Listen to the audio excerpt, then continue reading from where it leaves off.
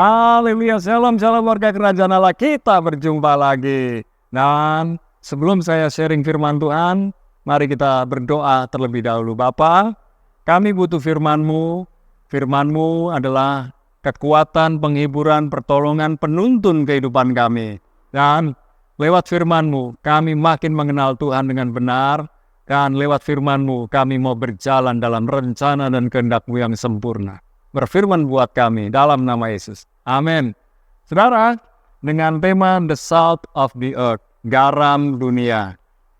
Dalam Matius 5 ayat 13 dikatakan, kamu adalah garam dunia. Jika garam itu menjadi tawar, dengan apakah ia diasinkan? Tidak ada lagi gunanya selain dibuang dan diinjak orang.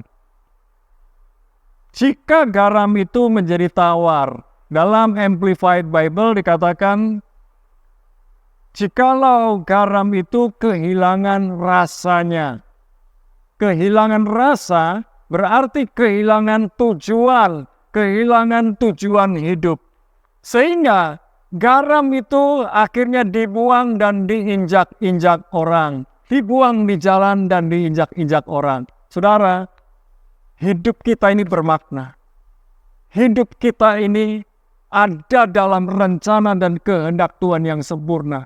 Tidak ada sesuatu pun rencana Tuhan yang gagal sebetulnya. Yang seringkali menggagalkan itu adalah diri kita karena kita terburu-buru, ingin cepat mencapai rencana-rencana Tuhan yang hebat. Perhatikan baik-baik, mari kita belajar setia.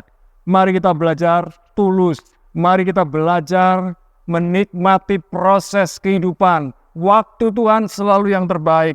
Itu sebabnya hal yang pertama kita belajar, kita adalah garam dunia, bukan menjadi garam dunia. Orang pikir dan selalu berkata, kita ini menjadi garam. Nah, kita ini manusia bukan garam. Dan kita manusia bukan menjadi garam.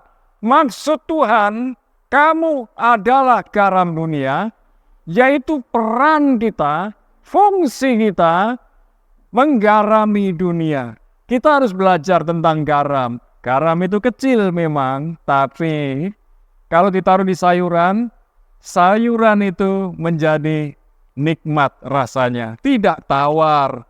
Dan garam itu bisa menjadi pengawet. Lewat garam, kita juga bisa membersihkan pakaian yang terkena noda. Tentu bisa dibantu dengan cuka atau bahan-bahan yang lain. Saudara yang dikasih Tuhan, fungsi kita adalah menggarami dunia. Tujuan Tuhan lewat kehidupan kita adalah menggarami dunia. Lewat apa? Lewat karakter Kristus yang ada dalam diri kita. Sehingga setiap orang yang berjumpa dengan kita, berjumpa dengan Kristus. Oleh sebab itu, mereka membutuhkan perubahan. Doa saya, seperti Yohanes 3 ayat 30 berkata, ia harus makin besar, Yesus harus makin besar, dan saya harus makin kecil. Artinya, Kristus makin nampak lewat kehidupan saya, bukan Davidnya, bukan diri kita, bukan diri saudara. Saudara, milikilah karakter Kristus, sebab lewat karakter Kristus itulah garam dunia yang ada di dalam diri kita, itu benar-benar nikmat rasanya. Milikilah kehidupan yang berdampak lewat pekerjaan kita, lewat pelayanan kita, lewat segala sesuatu yang Tuhan sudah percayakan dalam hidup kita. Yang kedua, fokuslah dengan panggilan dan fungsi kita. Mari kita belajar hidup sesuai dengan panggilan hidup kita. Setiap orang punya panggilan hidup yang berbeda-beda.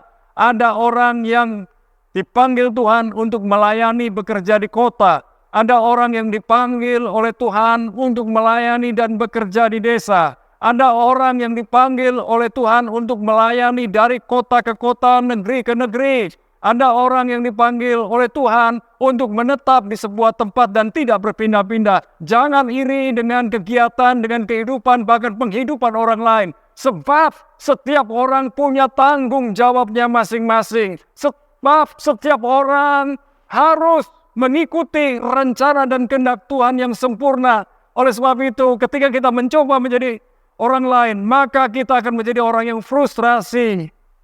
Mungkin kita sempat iri, tapi lihat, setiap orang pun punya pergumulannya masing-masing. Kalau orang pelayanannya, pekerjaannya berpindah dari satu tempat ke tempat, mungkin bagi saudara, ketika saudara melihat pertama kali, wow, hebat, aku pengen seperti dia. Tapi kalau sudah menjalaninya, saudara akan tahu betapa capeknya dia. Itu sebabnya, saat kita fokus dengan panggilan ini, hidup yang kita jalani, maka kita mulai menjadi berkat buat sekeliling kita. Jangan berusaha menjadi orang lain, jadilah diri kita sesuai dengan tuntunan Roh Kudus. Saya percaya, orang yang merasa aman, nyaman bersama dengan Roh Kudus, dia akan nyaman, aman dengan panggilan hidupnya. Orang yang sudah dewasa rohani, dia akan fokus dengan panggilan hidupnya. Ingat, kita adalah garam dunia.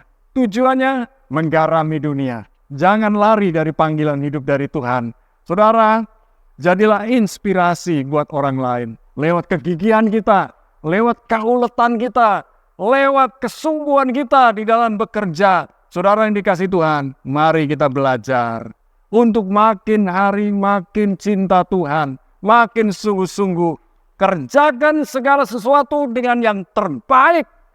Mulai sekarang, jangan hiraukan apa kata orang, tapi selalu perhatikan apa kata Tuhan buat kita. Jadilah transformer yang mentransformasi kehidupan orang-orang di sekeliling kita.